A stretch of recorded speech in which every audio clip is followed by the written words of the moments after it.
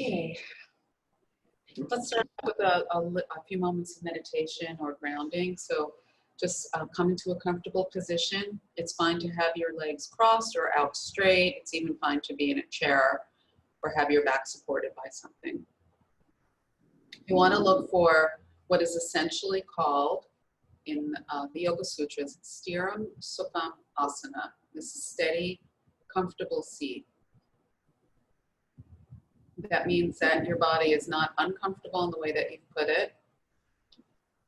There may be stuff going on around you, but because you're comfortable and grounded, you can stay focused on one or two things. So choose one or two things that you can focus on. Many times we talk about focusing on the breath because it's something that's always with us. Something that is always present. And it's also something that's always shifting. We tend to zone out a little bit if something is the same, right? Monotonous, always the same. But your breath should be very dynamic. The system of breathing is responding in every single moment to the needs of your body.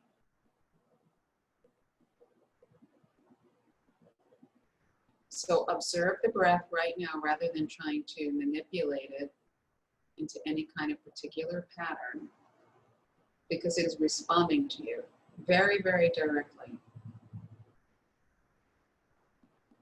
It's responding to your needs. There'll be a time when you need to take a bigger inhale. There'll be a time when you need to take a bigger exhale. There'll be time when you barely need to breathe at all. This is something, that place of not needing to breathe at all is something addressed by the Yoga Sutras also. It's called kumbhaka, when the breath just ceases to move because you're so comfortable. So we want our seat to be like that as often as possible. It's steady, it's comfortable. So the nervous system is not charged, it's relaxed. So the mind is not active because the mind does take some fuel to run the thoughts. And that fuel is part of why we have to breathe so heavily when we're thinking heavily, or why the breathing shuts off, stamps down when we're tense.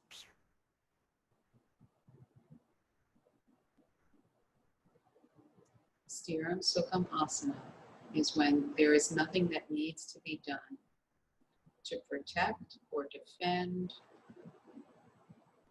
or to create or to show, to prove. You're just here. You're just focusing on that movement of breath. Watching it respond to your every need, every moment.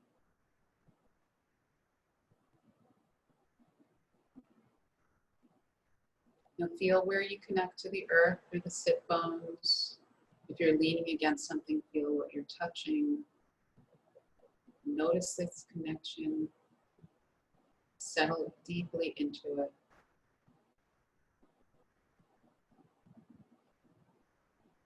When we are stable, when we feel held, when we feel supported, we can achieve Stiram Sukham Asana. And then really, actually, nothing is needed. Nothing is needed, nothing is desired to either get or to push away.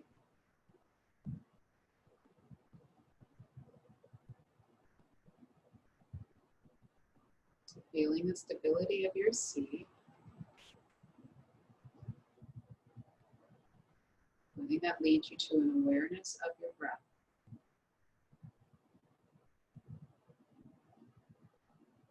Now, as we're breathing, we of course are bringing in oxygen and we are dispelling carbon dioxide. But we're also bringing in prana, energy, life force. We're enhancing the pranic reserve inside of us. So I'm going to give you a little bit of a visualization, which you can follow or not. And by the way, if in the seat that you've taken, you start to lose Stiram Sukhamasana, it's fine to shift around to find comfort again. So here's the visualization. As you breathe in, imagine you're breathing in a mist. You can choose the color. Let it be your favorite color. One that does not agitate. One that soothes you. One that you can relate to. So usually that's our favorite color. Imagine you're breathing in that color.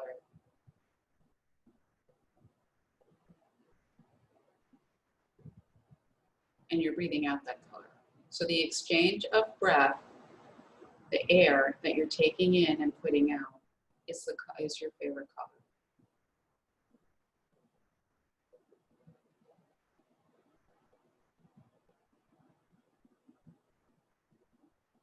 Now draw your awareness to your nostrils, to the rim of your nostrils. And notice that color, that cloud coming in at the rim of the nostrils. And as it comes into the rim of the nostrils, it starts to spiral a little bit like a corkscrew. It starts to spiral around. Right stream and left stream coming up through the right nostril and the left nostril. Starts to rotate as it comes up. It meets at the third eye center. And then it moves down into the body.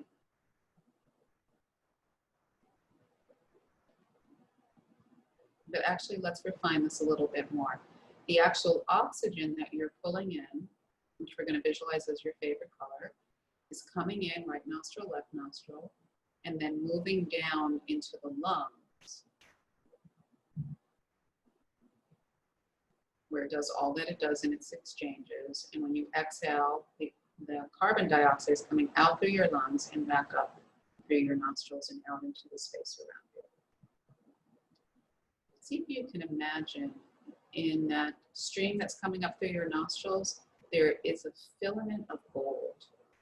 If gold was your favorite color, then choose like a white light or a silver, something that has a contrast. There's a filament of gold light inside the mist of your favorite color of the oxygen that you're pulling in. So the oxygen goes down into the lungs, but that filament in the center goes up into your third eye. That's the prana. So the breath is the vehicle that pulls in prana, but it is not prana. Your breath is still oxygen on the physical level. That goes down into your lungs to support the physical body. Prana goes up to your third eye center to support your energetic body. So I'll give you a few moments to see if you can feel that, that distinction. And don't worry if you can't, just look for it. Mystic color goes into the lungs. Prana goes to third eye.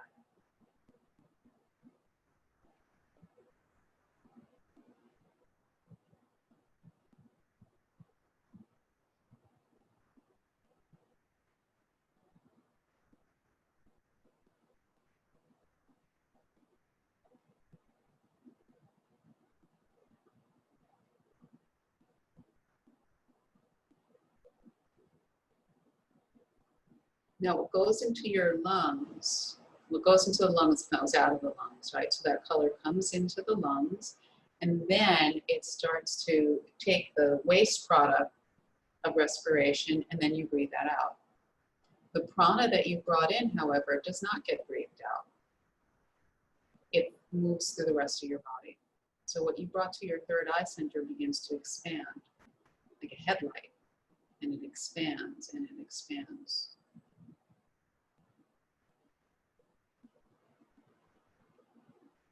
And that light in the third eye starts to light up the head, face, starts to sink into the sense organs, the eyes, nose, lips, tongues, ears, starts going to the throat, shoulders,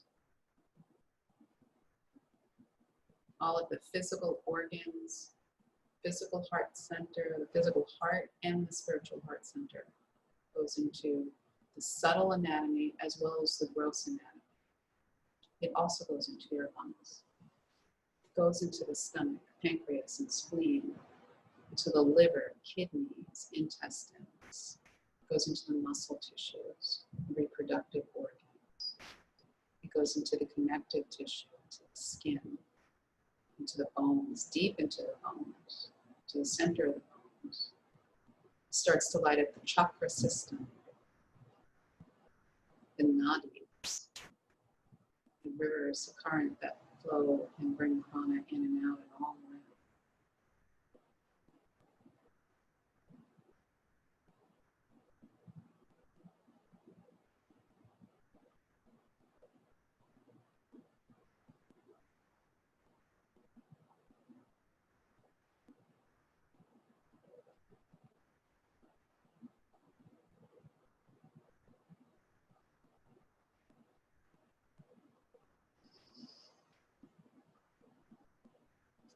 So just touch upon something that you're feeling, something you're noticing, whether it is very definitely in the physical breath or it feels more in the prana, the pranic system.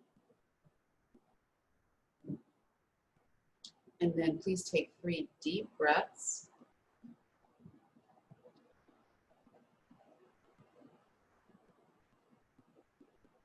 And when you're ready, open your eyes. Sit any way that you're comfortable.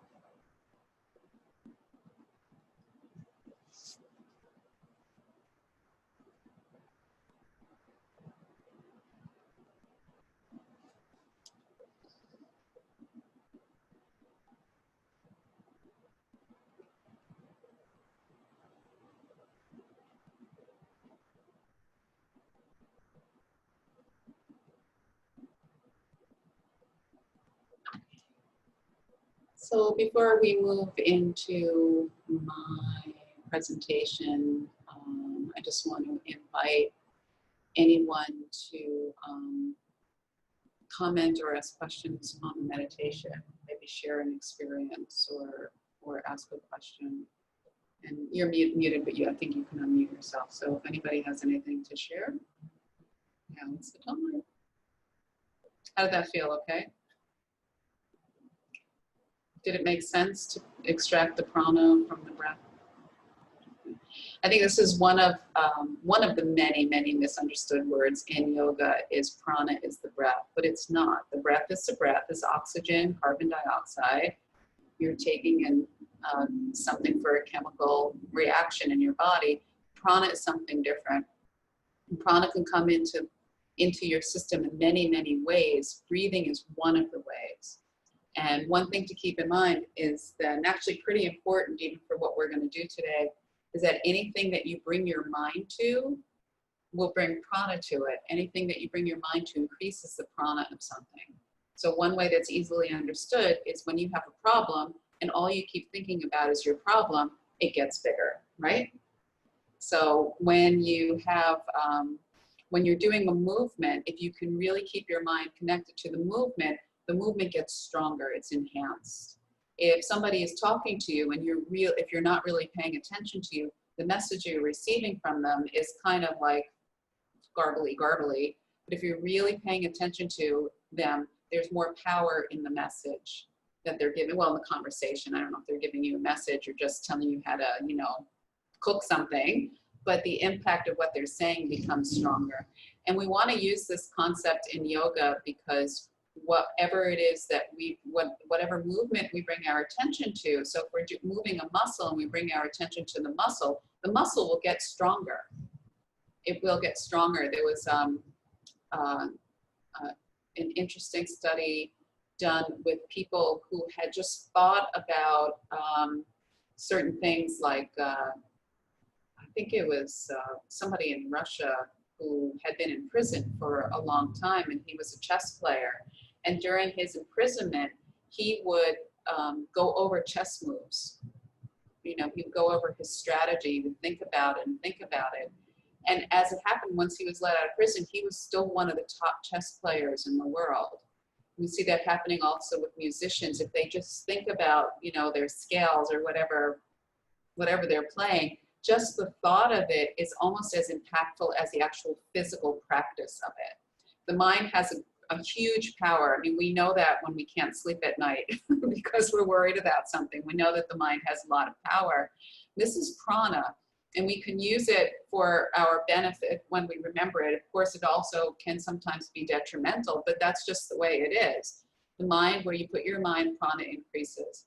So we're going to put our mind on some movements in yoga, and what we're going to do is use a series called the Joint Freeing Series. By the way, anytime you have a question, if you can't unmute yourself, wave your hand around and I'll unmute you. Sometimes it works that you can unmute yourself, sometimes it doesn't.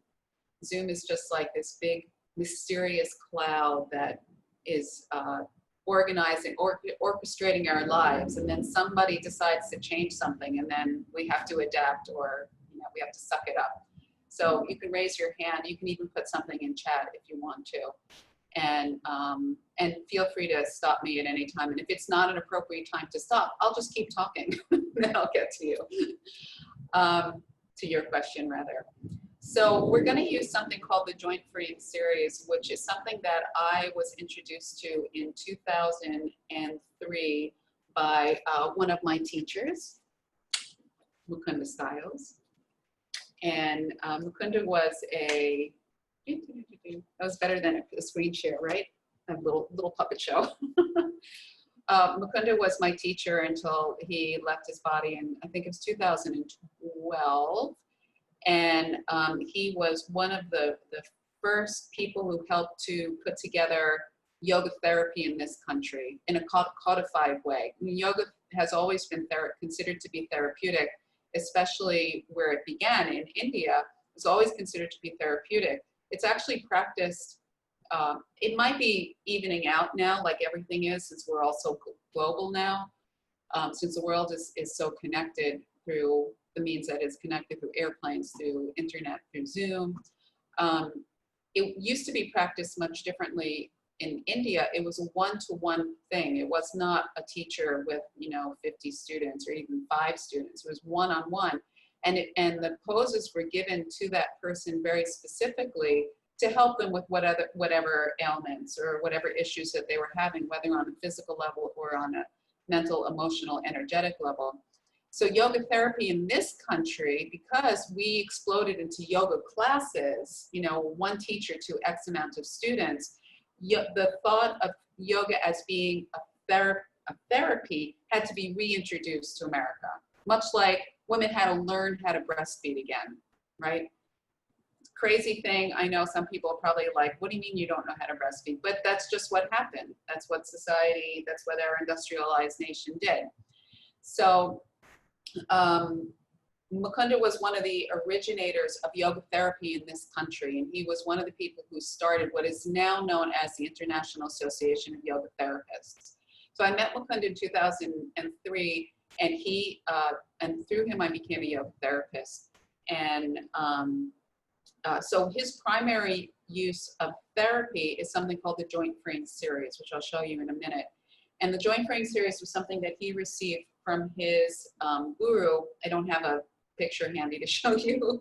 Some of you may recognize the name Swami Muktananda, who was the founder of Siddha Yoga.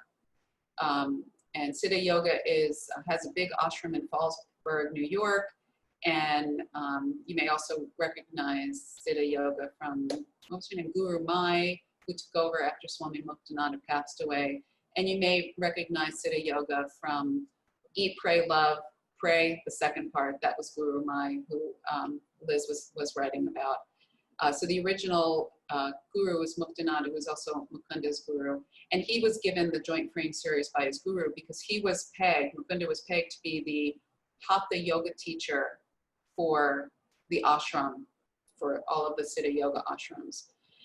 So the Joint Freeing Series, what it does is it does movements. It gives it's movements that go from the toes up to the head to strengthen and stretch the body. And so what I want you to consider as we go through, we're only going to do one movement.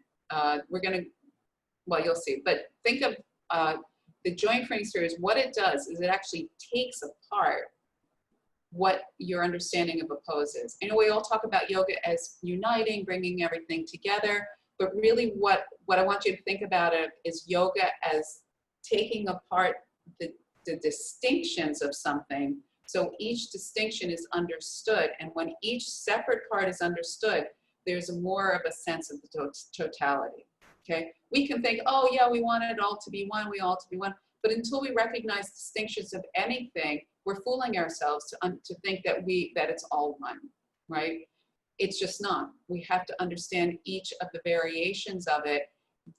So the more complex the structure, the more complexity there is, the more there is to take apart. And yoga gives us the tools to understand complexities, because it gives us the tools to be okay teasing apart an idea or a movement and understanding. The reason we're doing that is to understand the totality of it. So I don't know if that makes sense, but there it is. Did that make sense? Okay. If it didn't, it's okay. All right, so let's see. I'm gonna pull up this. Nope, I'm not gonna do that. Hold on.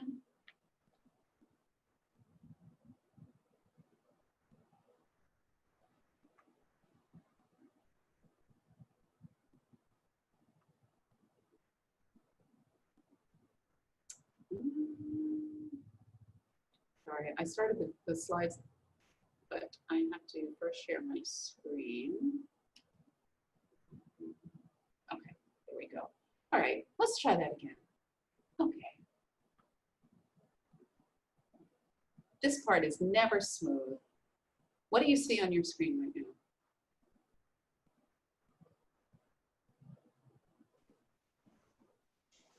I see your presentation of the joint freeing series in asana. Okay. What do you see now? The same thing? Okay, I have to share the other screen. That's what it is. Okay, now do you see a full screen? Okay. Okay, so what is the joint freeing series? That's what we're going to work with. The joint freeing series was created by Mukunda. It helps us to uncover weaknesses and tightness. It helps us to recover from weaknesses and tightnesses, helps us to understand ourselves more. The really exciting part is it helps us to learn anatomy. And so we don't have to memorize muscles or anything like that. As soon as we can feel the muscles, we'll have a better sense of what they are, and we don't have to memorize. I don't know from you guys how you did in school, how you learned best, but I think that it's pretty well understood now anyway in some circles that to feel something is something that's going to stay with you. It's not just a memorized fact. So we don't need to memorize anatomy because we're living in this body. So all we have to do is understand what we're feeling, and then the concept of anatomy will just be much clearer. Helps us to understand how muscles work, which is always amazing to me. I mean, I was a yoga teacher for many, many years before I understood how muscles work. And I was in this body for even more years before I understood how muscles work. And helps us to find truth. So the joint freeing series does help us to find truth in eventually. Okay, and that's actually a beautiful definition from Mukunda of what yoga therapy is. It's not necessarily healing the body of anything. It is a way of seeking truth, of understanding your truth. Okay, what do muscles do? So muscles contract. And in the joint freeing series, this is what we want to think of first and foremost. Muscles contract to pull bones together. And I know that's a little confusing because when we do say yoga, we're talking about stretching. But if we can shift our thinking of it from stretching to contracting, we'll actually find we strengthen and stabilize our body much more.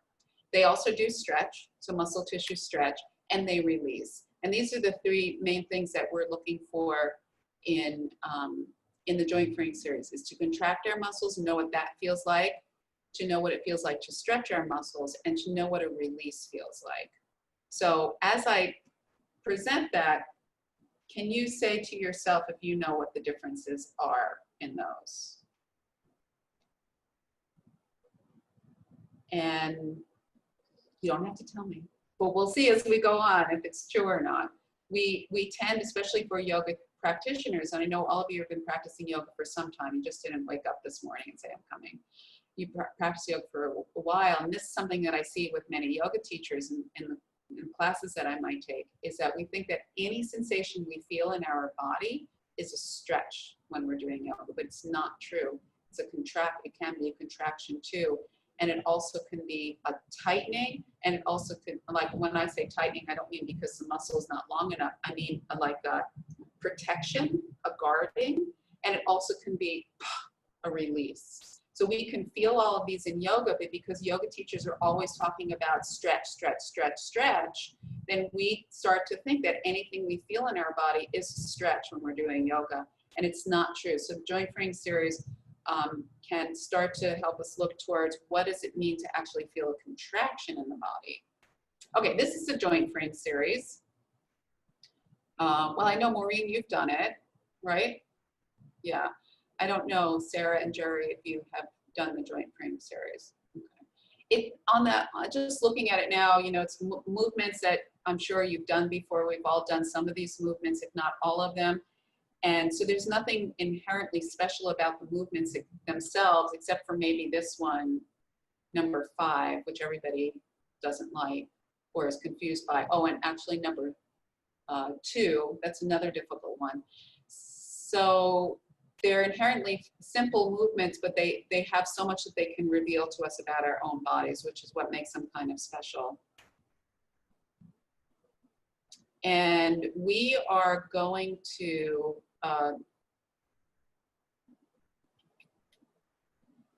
okay, so this sheet here is called the Structural Yoga Therapy Asanas. Mukunda identified 24 asanas that you can use the concept of the joint freeing series to understand. You can really use the concept of the joint freeing series to understand every asana, every movement in our body, but he took these 24 out to really help people to apply easily. We're going to work with downward facing dog because I think that's a pose that everybody has done once in their life, and it is also a pose that holds great mystery.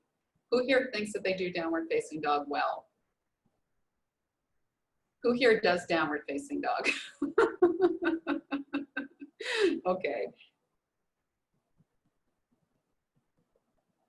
So we're going to start, this is the first of the asanas in the joint freeing series, Dandasana.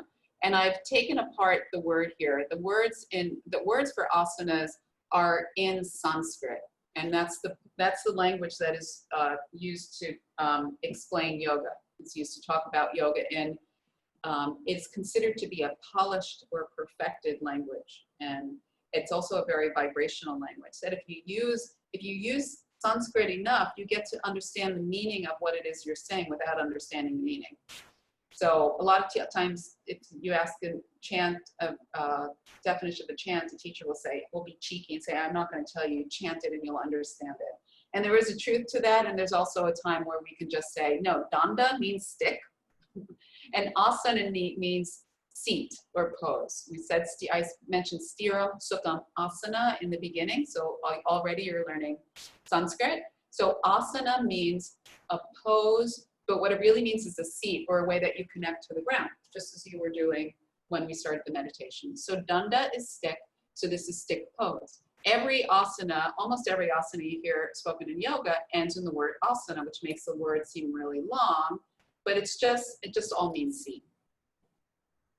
So Dandasana is the first pose. So let's actually take Dandasana. So what I'd like you to do is stretch your legs out. You'll see this picture. A lot of times Dandasana is taught with the fingertips facing forward.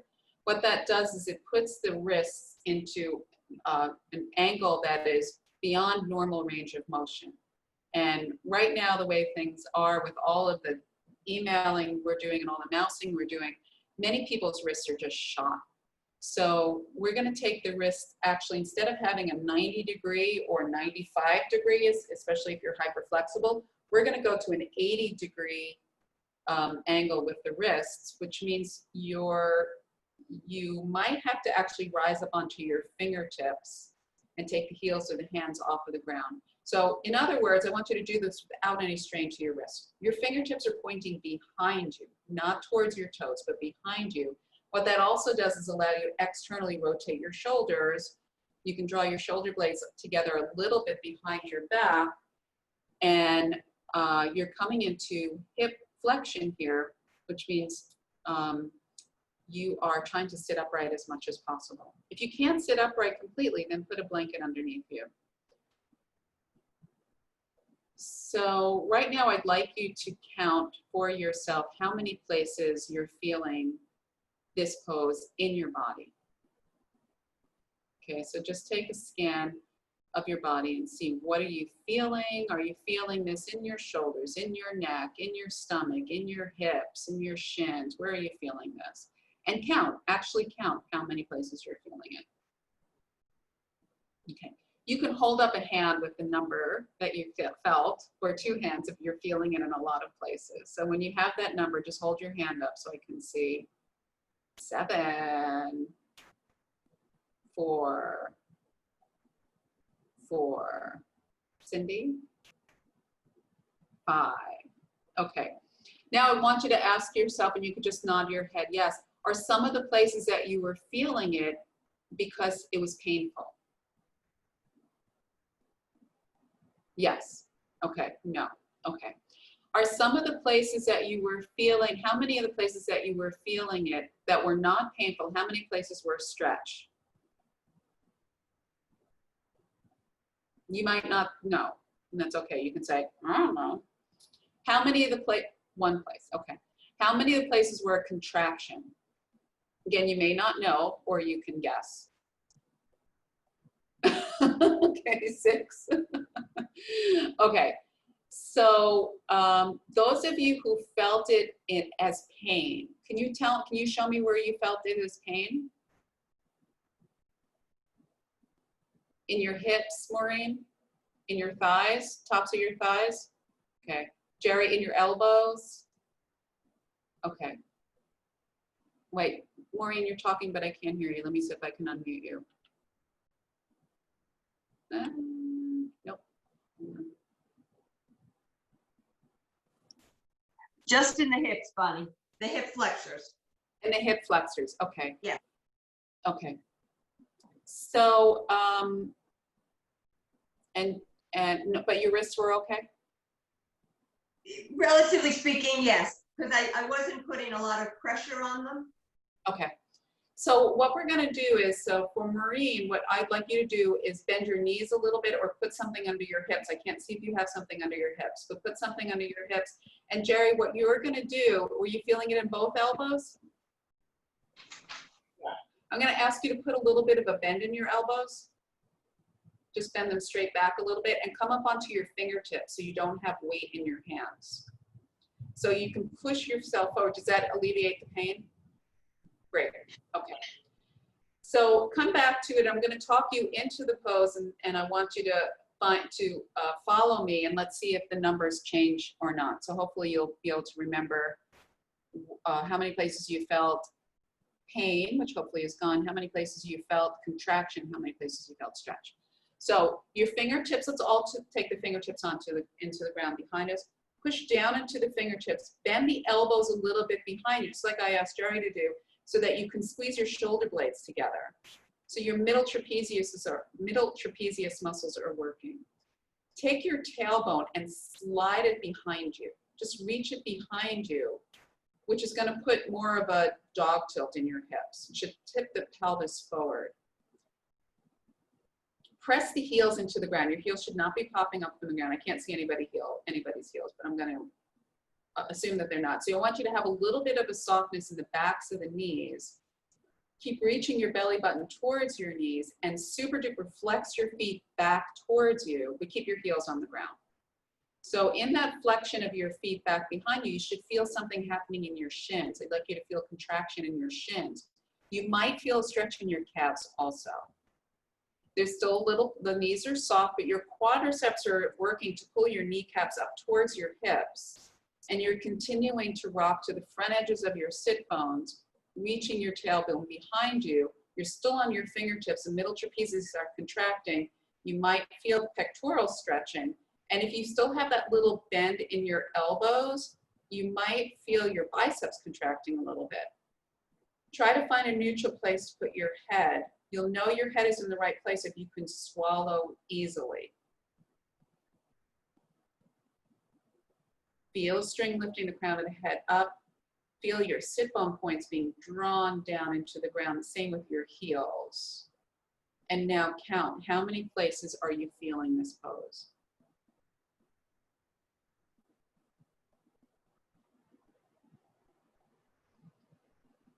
Okay, when you get a number, hold your hands up.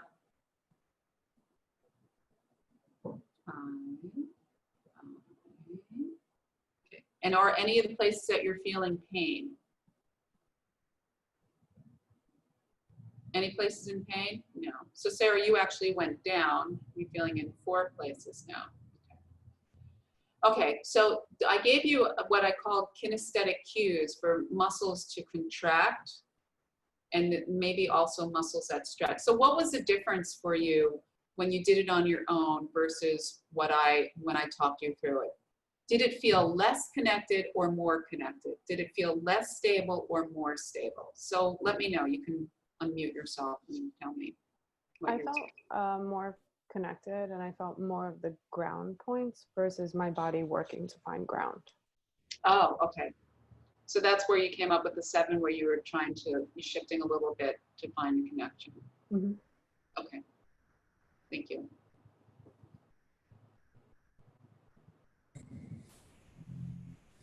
Mary? I felt it was easier to feel my body when you were giving me cues that focused my attention on those areas, and it felt more comfortable the second time. Right. Okay. So both of you just talked about Stiram Sukhamasana, right? You were more steady and comfortable, and what you might have felt in that steady and comfortableness is that there was less stuff up here. Is that true? More stability, not only in the body, but in the mind as well. Yeah, I don't want to put words in your mouth, but you know, it related to the meditation. So yes, Sarah. Yeah, it wasn't like, oh, I should have stretched more earlier so I could get here. It was just get there. Okay, good. So what that eliminates a little bit is like that, for some people, I'm not saying for any of you, but for some people, the question of, am I doing this right? Should I be doing something different? Is everybody else getting something I'm not getting? Did I get everything that I paid for? Everybody's mind will work differently, but actually what we find a lot in yoga classes, only after asking people, there's a lot of thought of, am I doing this right? Am I okay? And is this right? And then you may also find that in other parts of your life. Did I do this right? Am I the only one not knowing what's going on? Sometimes the answer is yes, you are the only one who's not knowing, doesn't know what's going on. But in giving the tools of, and all what this was true.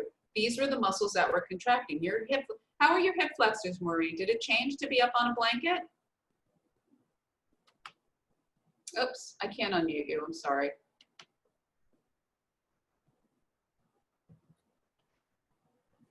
It helped a little bit, Bonnie, being on the blanket, but you know, it's chronic. I always have hip issues. So, you know, that's just who I am. Okay. So there might be a place, actually, my next suggestion to you would have been to bend your knees a little bit to see if that took some of the pressure off. Mm-hmm. So that's something that you can try. So Dandasana is actually, it's a difficult pose to do. It takes a lot of work. Like if I asked you to hold that pose the way I cued you into it for a minute, you'd be sweating. You'd be like, because there's a lot of contraction. There is a little bit of stretch depending on how tight you are in your hamstrings. Maureen, are you tight in your hamstrings? Yes, I am. So Maureen, Yeah. actually, that idea that she's tight in hamstrings, if she was to bend her knees, she would reduce the tightness in her hamstring and she'd be able to bring more power and more strength into her hip flexors. Okay, let's move on because we're only on side 6 out of 24. There's Dandasana again. Let's see, why did I put that in twice? Ah, okay, so this is what it, what I wanted to show you. See where the green part is? Yeah. And where the red part is? Mhm. This is agonist and antagonist muscles. The green is what is contracting. The red is what's stretching. That red is not going to stretch until that green is contracted. Okay? This green is not going to contract easily if this area here, the hamstrings, is not long enough to let this action happen. Let's do it. Okay, this is another place of contraction. Your shin muscles were contracting to pull your feet, the top of your foot towards your shin. That was a contraction. And as a result, there's a stretch on the other side of the bone. Now, if you had very tight calf muscles, that contraction is going to be hard. It's going to be hard. If you have very strong shin muscles, which is really not something I encounter a lot, that people have super duper strong shin muscles, you're going to feel less stretch in your calf muscles because the muscle tissue is not tight. Right? So the contraction and the stretch on one side of the limb and the other side of the limb is completely relevant. The contraction in the lumbar spine happens when I asked you to slide your tailbone back. The way you slid your tailbone back was to contract, even if you didn't know it. Can you see my mouse, my pointer? Yes.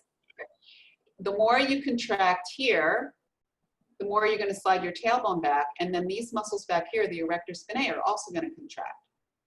What's interesting is you can move your body in ways without knowing that I have to do this muscle, this muscle, this muscle. We'd never get anywhere if we had to think of them all, right? And as a result of this contraction, this is stretching. It's a pretty mild stretch. You may not have felt your abdominal muscles stretching. I didn't put in the red and the green here, but the pectorals will stretch as the muscle tissue behind the shoulder blade contracts. So we're playing, so when we do the joint freeing series, we're either going to feel the stretch or the contraction, or we're going to feel both, or we're going to feel neither.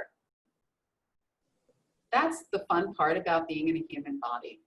Okay, so Dandasana, what is contracting specifically? We have the rectus femoris, which is your hip flexors. It's one of the hip flexors. There's many more of them. Then we have the lower back is contracting. In this picture, it's not as much of a contraction it's not seen as much of a contraction, but you are contracting to come into that dog tilt. The psoas, which the arrow shows to the middle of the body because it is in the middle of the body, it's not superficial, but that is contracting, and that both helps to bring the torso and the thighs together and also helps to pull the lower back forward. The anterior tibialis, that's your shin muscles that I said you should feel contracting. Your quadriceps are contracting to keep your legs straight, to unbend your knee. What's stretching? So we have the gluteal muscles, they're stretching. A mild stretch, you may not have felt that so much. The abdominals are stretching. Here also a mild stretch, you might not have felt that. The calves, you might have felt as you engaged your anterior tibialis. Hamstrings are stretching when your leg is straight, also when you're in hip flexion. Oh, that's the same thing. Okay, let's move on. Okay, now what we're going to do is we are going to take this Dandasana. Oh, sorry, it's the first time I'm showing this slideshow. All right, now we're going to take downward facing dog. Here's a much longer name. Adho, down. Mukha is face, Svan is dog, and pose. I don't know if you saw a dog walking down the streets of India, if you say, here's Svan, here. I don't know if it's the same type of dog. I don't really know. Sanskrit is not really a spoken language that much anymore, like Latin. You know, Latin is used for certain ceremonies. So downward facing dog. So let's come into downward facing dog and tell me what you're feeling. So you're going to do the same thing. I want you to come into down dog and count how many places you're feeling the stretch.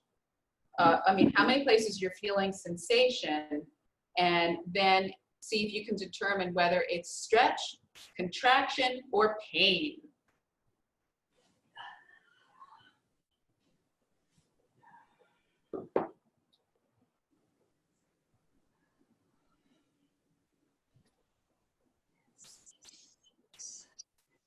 Okay, when you have your number, come down.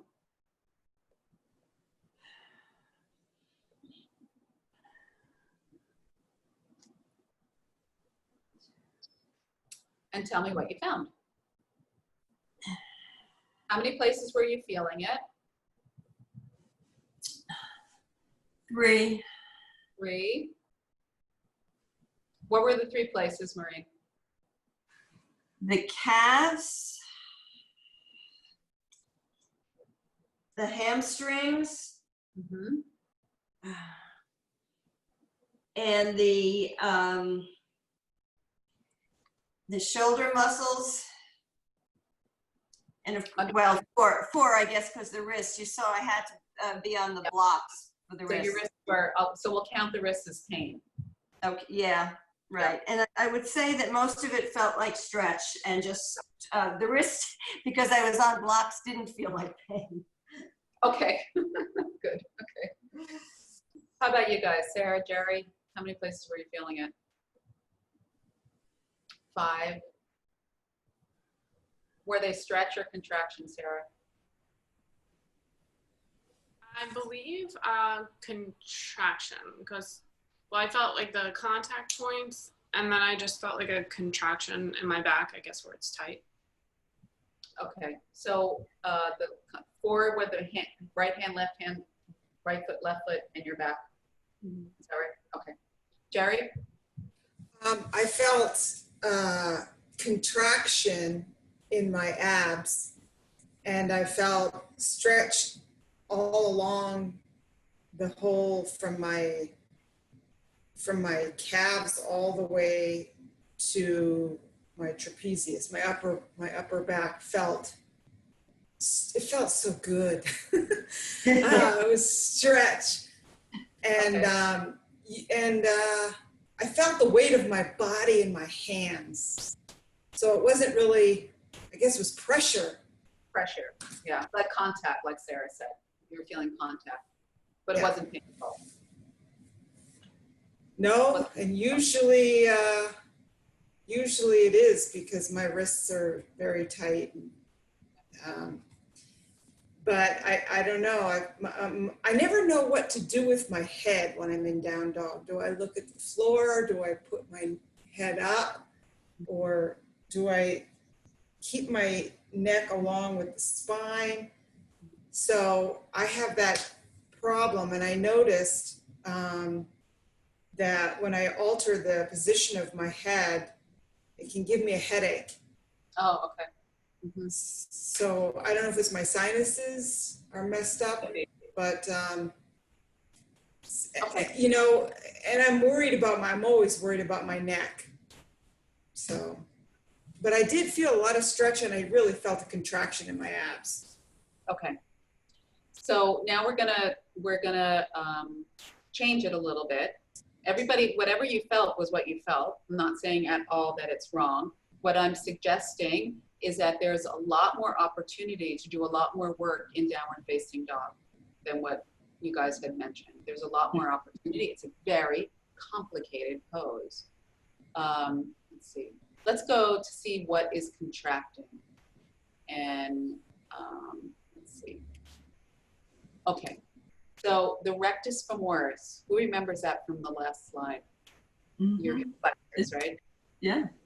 Your erector spinae should be contracting, actually not stretching, the lumbar spine. Because your psoas is also contracting. We can't get into the psoas today, but the psoas is pulling the lumbar spine forward. Remember, it's dog. We want to be in a dog tilt, right? So the cat and dog tilt, when your tailbone is up and your belly's down and your chest is up, downward facing dog. Some people call the hands and knees when you're in dog tilt. Call it, well, some people call it cow, right? Some people call it puppy, but we're in a dog tilt, so the tailbone is turned up. You want to think of a happy dog. So if you were to follow the tailbone, it would be a tail that comes like a husky, right? Like a husky's tail. Not a dog that is hanging its tail between its legs. Okay. Anterior tibialis, so that's the shin muscles again. And the knee extensors, which are the quadriceps, should also be contracting, okay? Now, what's stretching? The gluteal muscles are stretching, and maybe a little bit in the low back, especially if there's a fascial adhesion from the gluteals up to the middle trapezius. The abdominals actually should be stretching a little bit. If you get to a nice deep dog tilt. The calves are stretching, so some of you felt that. Because of knee extension, the hamstrings are stretching, right? Some people, if they have very tight hamstrings, are going to have to bend their knees to be able to get the husky tail. Another one here? No, I don't. Okay. So let's go back into the downward facing dog and see if we can find those. So Maureen, do you have, instead of using the blocks, do you have a mat? You can roll your mat up a little, the front edge of the mat, and just put the heels of your hands on the mat and let your fingers hang off. And Jerry, you might want to do the same since you have stuff with your wrists also. So I want your heels of your hands to be elevated higher than the knuckles, than your knuckles. Maureen, I'm not sure if the blanket's going to work because it might be slippery, but let's see. So what I'd like you to do before you come up into the downward facing dog, just come onto your hands and knees. So Maureen, if you could just roll back the mat a little bit and then put the heels of your hands on the roll of your front of your mat and let the rest of your hands hang off. Because what we're trying to do, if you have cranky wrists, we're going from this angle in downward facing dog. So just look at me for a second. We're going from this angle, we want to reduce it to this angle. So Maureen, when you have your hands on your blocks, you still have the same angle of your wrists, right? So if you can put up the heel of your hand with something, you're going to reduce the angle of bend here, and that's going to be your wrists are going to be happier for it. So if you could just roll back the front of your mat and put the heels of the hands on the front, on the rolled up part, and let your fingers touch the ground. I think Cindy, I don't know if you can see Cindy. I think maybe you're all seeing me. But anyway, see if that works. Come into hands and knees and have your hands and your knees wide. So I'd like your knees to be a little bit further back than usual. And look at the angle of your wrists. They should not be at 90 degrees here. Take your knees back a little bit more. Curl your toes under and lift up into a high plank. And have the high plank so your hips are the same height as your shoulders and your knees. So Sarah, you can walk your feet back a little bit. Okay. Now stay in that position and then put your knees down again. Don't move your hands or your knees, just put your knees down. Curl your toes under now and lift your hips up into downward facing dog. So you might feel, this dog might be a little bit longer for you. Now bend your knees a little bit. Now remember the hip flexors are contracting. So see if you can pull your belly button towards your thigh bones and arch your lower back. Dog tilt. Your lower ribs move towards your thigh bones. Lift your tail up, husky tail, and pull your armpits down towards your waist. Now flex the front of your ankles, anterior tibialis. Some of you are going to be able to straighten your legs when you do that. Some of you are not, but I don't want you to lose that dog tilt. So you're still contracting the lower back forward. Keep reaching your belly button towards your knees. Keep reaching your armpits towards your hips. Don't worry about straightening your legs completely, but see if you can feel a contraction in your quadricep muscles. Take your weight back. Move your tail back, back, back, back, taking the weight off of the hands. Count how many places you're feeling this. And when you need to come down, when you have your number, come down. Yeah, just let your head drop, by the way. Just let it drop. Don't pull your chin in towards your chest. Don't try to look up. Just let your head drop. One straight extension from your tailbone to the crown of your head. Remember to arch your lower back towards your thighs. Come down when you need to. That's been a long time already.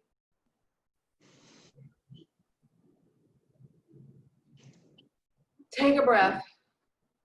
What did you feel? 4.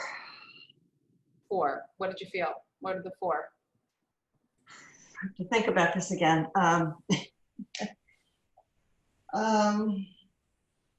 Certainly the calves, the quadriceps, the hamstrings, and the lower back, actually. I don't know if we're supposed to be feeling that, but I felt it. What did you feel in the lower back? Pain? Stretch more than contract. Okay. So two things changed. You got the quadriceps and the lower back. Something happened in the lower back. Yeah, I couldn't get my heels on the ground this time without the block. Okay. Don't worry. No, don't worry about that. The heels on the ground are not important. Mhm.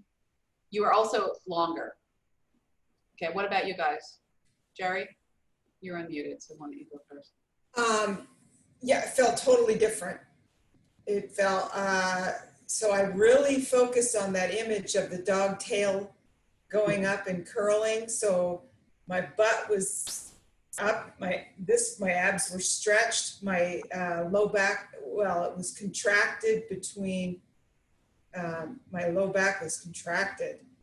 And I had to bend my knees because my hamstrings were working very differently. Yes. Yeah.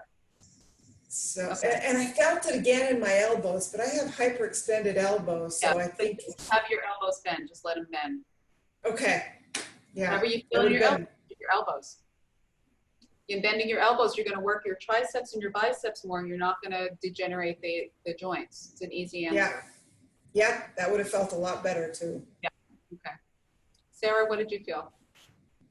I really felt the mirroring of the muscles working together. So I did feel the stretch in my abdominals and then the contraction in my back.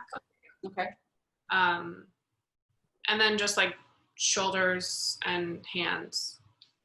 I do have difficulty finding the legs, but as you know, I'm very hypermobile. So would I just shrink it or extend it, do you think? I would say that I would want you to bend your knees more. Okay. And because we want to find a way for you to work harder. Sarah has a hyper flexible body. So for her, she doesn't need to find the stretch. She needs to find the contraction. And that's going to help her to stabilize. I'd say probably 25% of the people who come to yoga class have a hyper flexible body and are spending all their time looking for a stretch when they're not going to find it. Because yoga teachers are always find a stretch. And you're like, where? I don't find a stretch. And then everybody in class looks at you and goes, wow, you're so flexible, you're so looking. You're like, I'm not feeling anything. I hate this. I don't know if you hate it or not, but that's what I've heard from hyperflexible people. It's really frustrating. Why is everybody else like, oh, and you're like, what am I missing? So I would actually work longer so that you can work harder. Okay. But it was good that you felt the mirroring. It's a nice way of putting it too. Okay, so that's a little bit of a different dog pose. So some of you found what was stretching, some of you found what was contracting. Oh, I didn't do this one right. Okay, so Dandasana.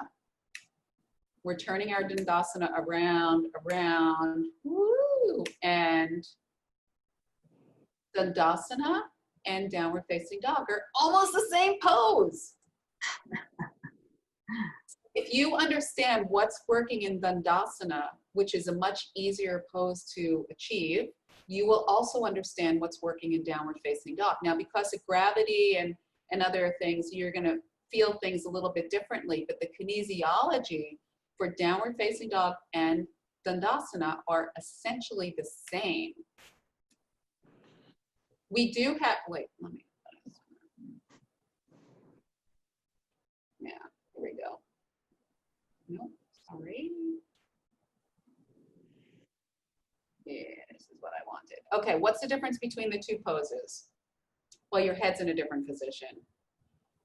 The anterior tibialis are both contracting. The quadriceps are contracting. The hip flexors are contracting. The psoas are contracting. And the erector spinae are contracting.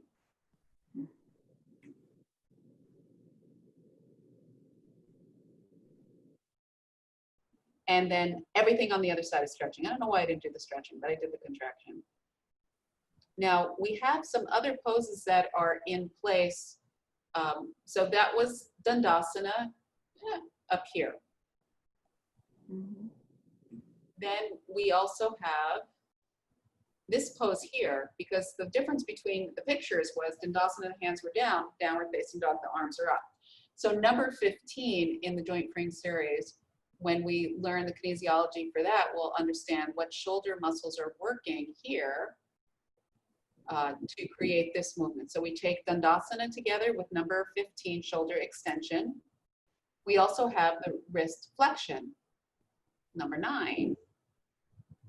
And we try to keep out of the 90-degree movement. We also have number 4, which is knee extension. The key movement here is the quadriceps contracting to take the knee straight. But now if the quadricep, this is contracting, what's stretching? Who remembers? The hamstrings, right?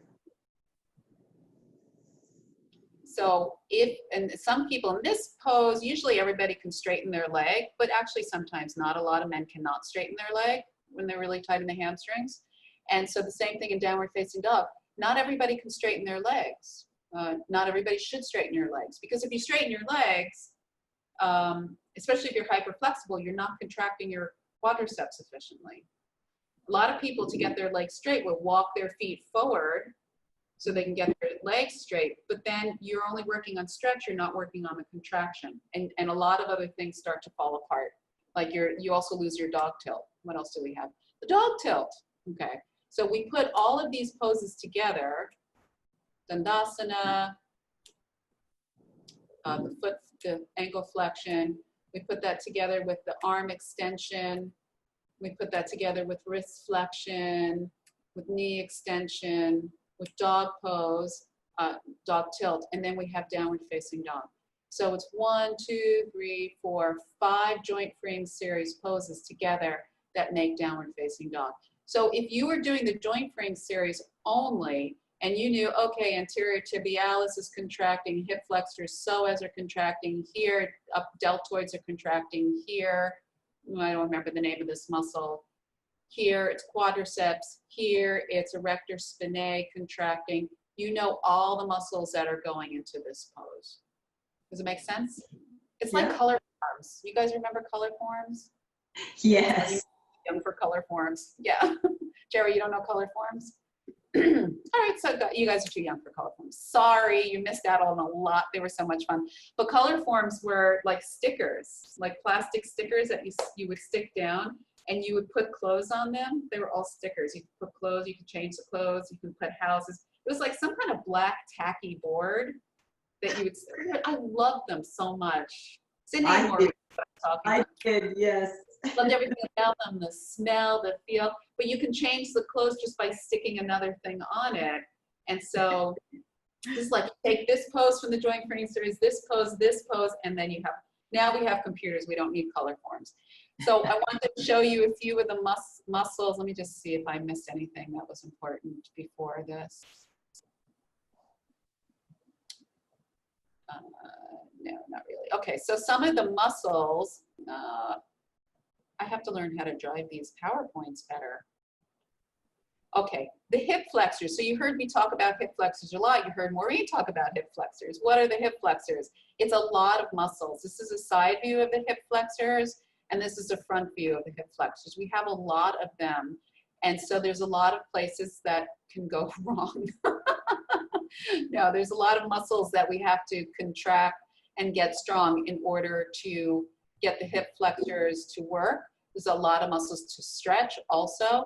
This shows the gluteus maximus, which is the antagonist muscle to the hip flexor. So when any of these muscles here are contracting, the muscles on the other side of the limb are stretching, okay? That's hip flexion. That's when the limb comes up.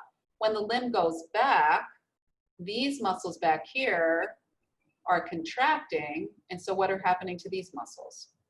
They're stretching. They're stretching, right? And here are the muscles in the back, the hamstrings, and here are the quadriceps. These are the muscles actually that help to straighten the leg. So that's knee extension. We saw that in downward facing dog and Dandasana. These muscles are going to contract to bring the knee towards straight. These muscles are going to stretch. You can't see it, it got cut off a little bit, but these hamstrings go below the knee. Muscles that cross over the joint operate the joint. So actually, I have to make a correction here. This quadricep and this quadricep end before the knee. So they don't help straightening the knee. They don't hurt, but they don't help. They're more hip flexors. This rectus femoris crosses two joints. It's one of the few muscles that crosses two joints. It crosses your hip joint and it crosses your knee joint. And that is essentially what is straightening the leg. So if this is weak, if this muscle is weak, these muscles are not going to ever achieve their full length. If these muscles are tight, this muscle is never going to achieve its full strength. I don't know if that makes sense. And at this point, I'm going to say it's just what's going to be. There's more to understand. Okay, then we have the erector spinae. So this is the cat and dog tail. The erector spinae is a network of many, many muscles that go up and down the spine, and they're going across these vertebrae here, and some of them go across 2 vertebrae, some of them go across 3, some of them go across 4. This is the lumbar portion here, which is what we were contracting to get the husky tail to come up. The antagonist is the abdominal muscles, and we all look like this under our skin. Maybe not. And so when these muscles are contracting, what's happening to these muscles? The stretching. They're stretching, right. And it's my belief that, I'm just going to go back for a second, yoga teachers and yoga practitioners do not have to know all of these Latin names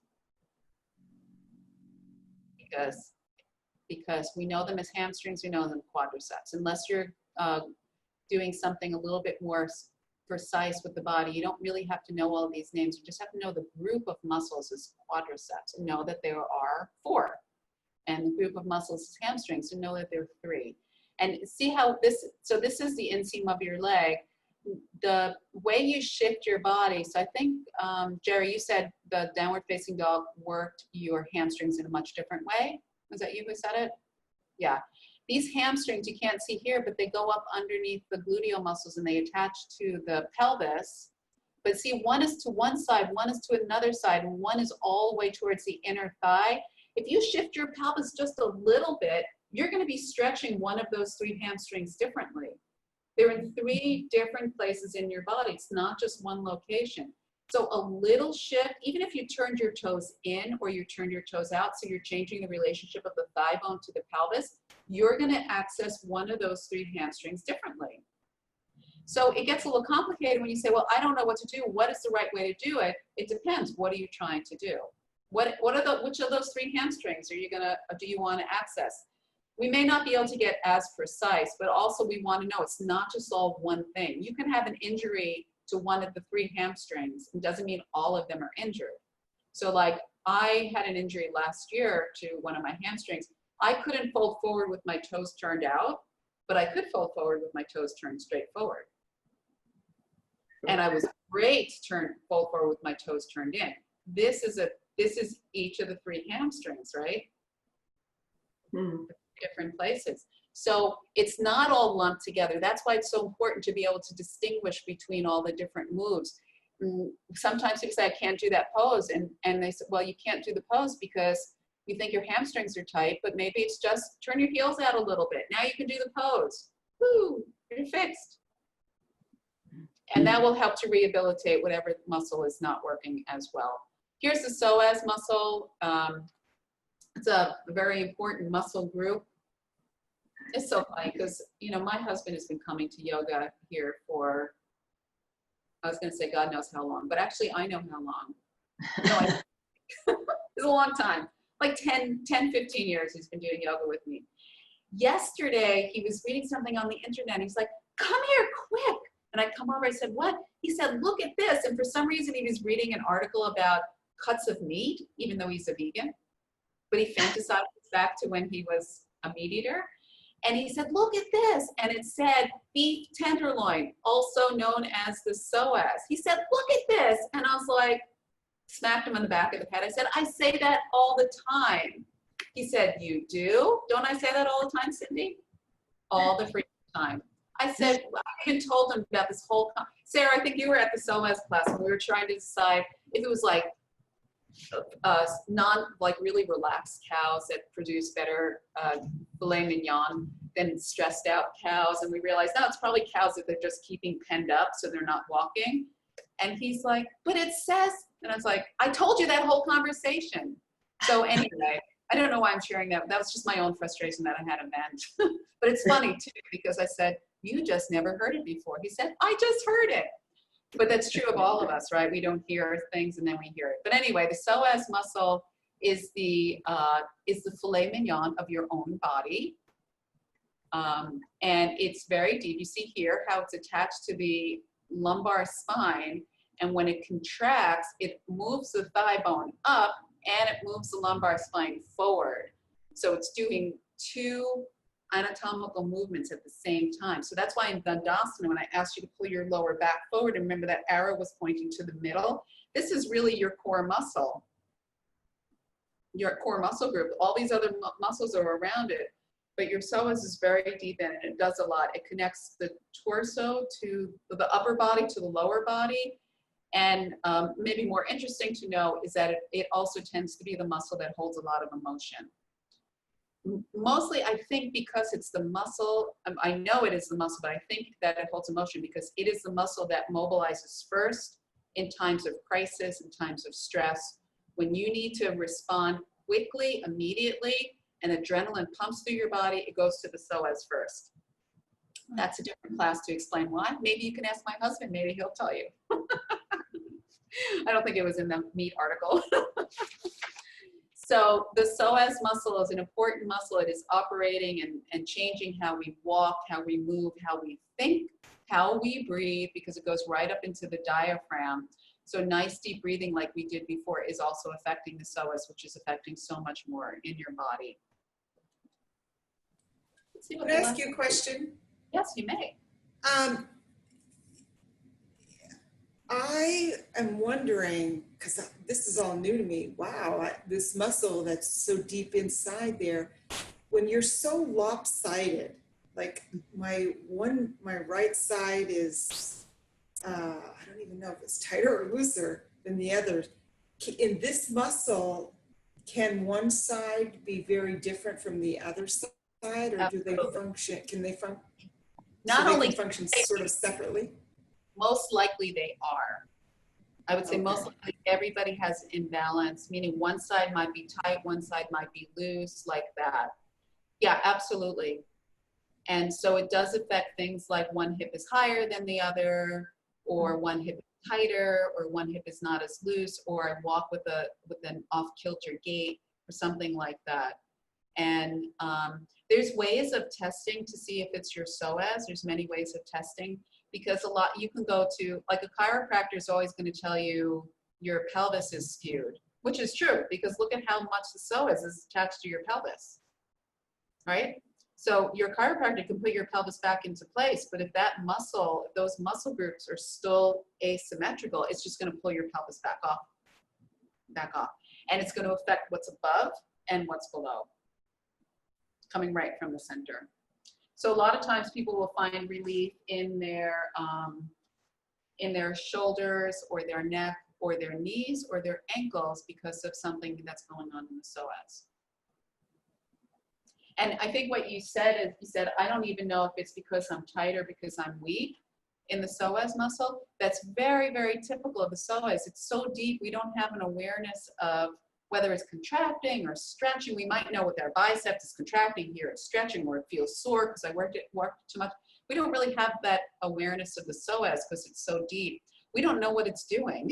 We don't know when it's contracting, when it's stretching, when it's hypertense, and all these other things.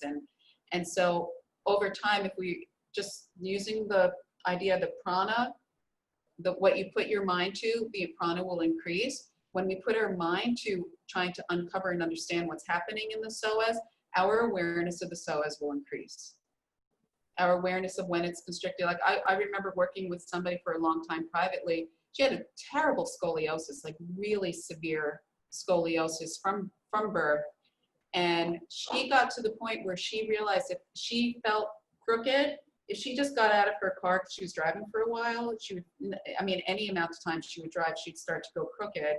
if she got out of her car and just lifted her knees up and down like she was marching in place, just to do that, it helped to rebalance her psoas. It helped to get her out of this kind of crooked car feeling that she had. And she felt more aligned. And because she was more aligned, she was more present, she was more aware. She had Stiram Sukhamasana. So some of you described the Stiram Sukhamasana, not having to, what am I doing? Am I doing the right thing? Am I in the right place? She'd get out of her car, she'd march up and down, and whew, now she was ready to go into the grocery store. And that's where I remember her going when she was telling this story. Because I don't know about you, but for me, and I don't mean even pandemic, I mean pre-pandemic, grocery stores are always stressful to me. Especially if it's a ShopRite. It's like, oh my God, what am I doing? Why are all these people here? So just that act of her being aware that her psoas was, she was able to release it from, it wasn't a permanent fix, but it was a place where she was more aware of her body and how she needed to respond to her body so that she could feel more grounded in that grocery store experience. What is the last? Oh, the anterior tibialis, yeah. So this is your shin muscle in the front that I said to contract, and then you can see how it's on the other side of the calf, on the shin, so these muscles were stretching. Wow, that was a really disappointing way to end the slideshow. I should have ended with the psoas, but like not, at the psoas, and it's like, oh, your calf muscle. Yeah, big deal. Okay, any other questions or comments? Mm-mm.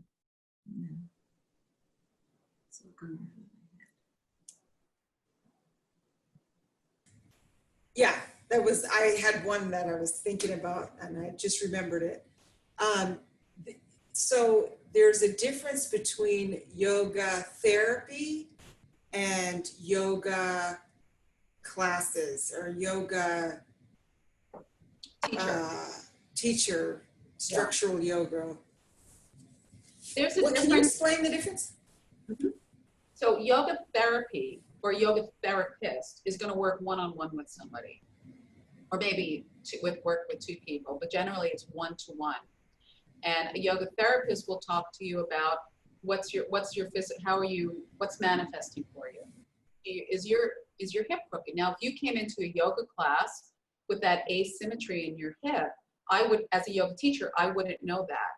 I mean, I might know that because you might share it with me, or I might see how you're moving in postures, moving in and out of postures. I might see it. And I will for sure notice, like, one of the things that I see a lot is in downward facing dog, when people have a hard time bringing their foot forward between their hands. I can see if somebody can do it on one side, they can't do it on the other side, or they can't do it at all. So I go, oh, I know that's weak. It's probably weak psoas, it's weak hip flexors, or it's a weak hamstring.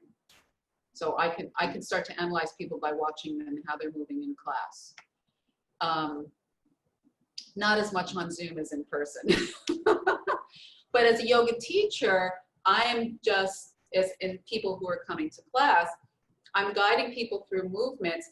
And what I do as a yoga teacher who happens to be a yoga therapist is when I see, oh, people, like 5 people in this class can't bring their foot forward from downward facing dog. They can't bring their foot forward.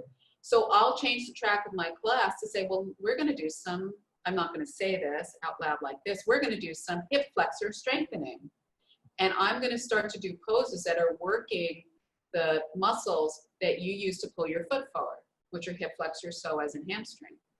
And so I'm taking the whole class into that. And even if I have somebody who is super strong in bringing their leg forward, most of the times those kind of strengths are just how you're born, right? My sisters, I have 2 sisters, they're incredibly flexible, like not hyper flexible, they're pretty flexible like I am, but they don't do yoga.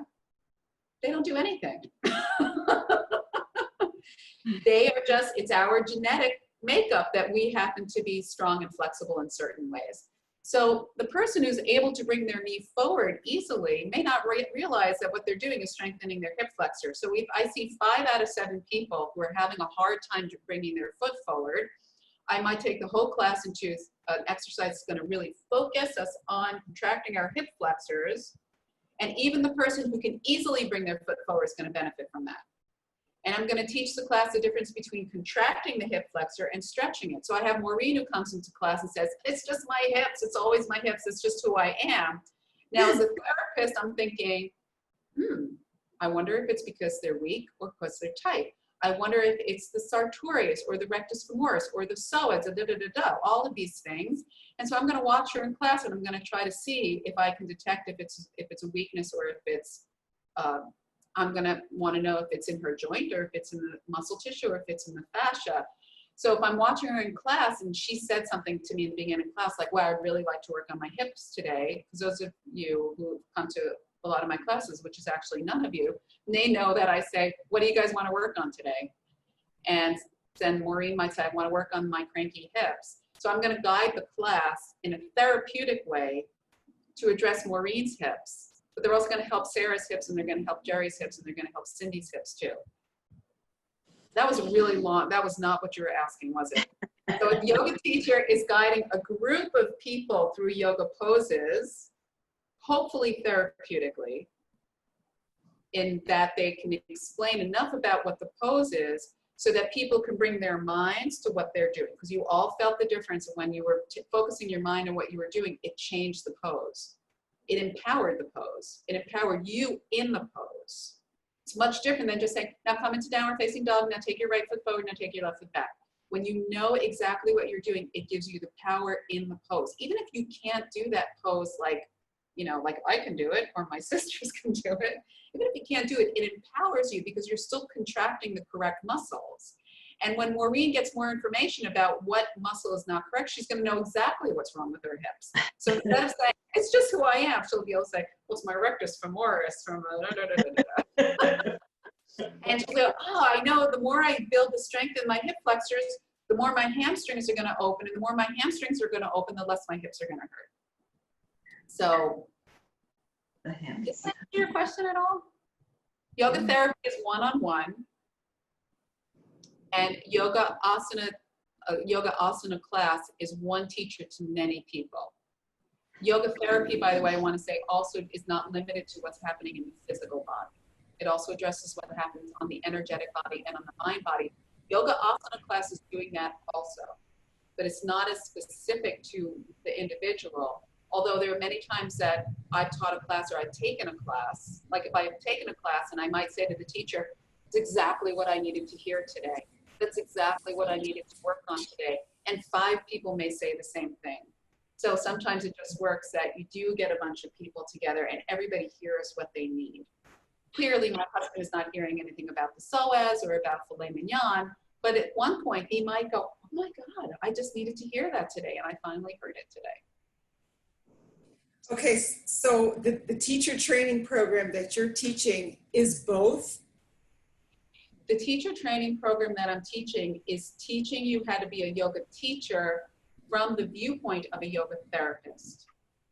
Okay. You will not be a yoga therapist. That is another 3 years after you get your 200-hour training. You need to have a 200-hour training to go into a yoga therapy program. Most yoga therapy programs are between 2 and 3 years. They're 700 hours. But what you're learning is therapeutic application of a yoga pose to a class situation. To a one-on-one person also, you're just not a yoga therapist. You're an informed yoga teacher, which is different. I've been to many classes where somebody will say like, somebody says, oh, I can't do that pose. And you go, oh, they say, oh, it must be arthritis. It's like, what? How do you know it's arthritis? Like, how can you say that to somebody without knowing more about who they are, knowing specifically what their pain is like? You can't know these things in a yoga class. You can know them in a more intimate setting. But you can, as a yoga teacher, ask the right questions. Right. And a lot of yoga teachers are not asking the right questions. They're not asking questions. But they're also not asking. But if they were to ask questions, they should ask the right questions. So you're learning how to operate, to lead a yoga class from the perspective of a yoga therapist. More important, you're learning to take a yoga class from the perspective of a yoga therapist. Yes, that's take a yoga class in a way that is going to make your body more functional and increase your prana Not because we shouldn't be interested in just white knuckling it through a yoga class. Whew, got through that one. We should use yoga as a way to strengthen and to open our bodies and to enhance our prana, not just to take it. We're all attracted to yoga for some reason. The reason is because it's healing, because it's empowering. We just don't know how to use it that way.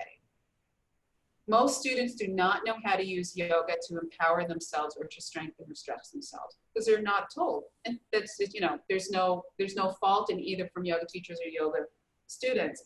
Many yoga students really want that knowledge, but it's like something, I'll talk about my husband again. My husband used to be a journalist, and he ended every single interview by asking this question. If I knew more about this, what you just told me, what question should I have asked you? What question did I not ask you that I really needed to ask you? I don't know, because he's saying, I don't know enough about what I'm asking you to ask the right questions. What question did I miss? This is what is for yoga students. We don't know the question to ask. We don't know. We know our hips hurt. We know our hips hurt, but we don't know what to ask to find out how to make our hips feel better.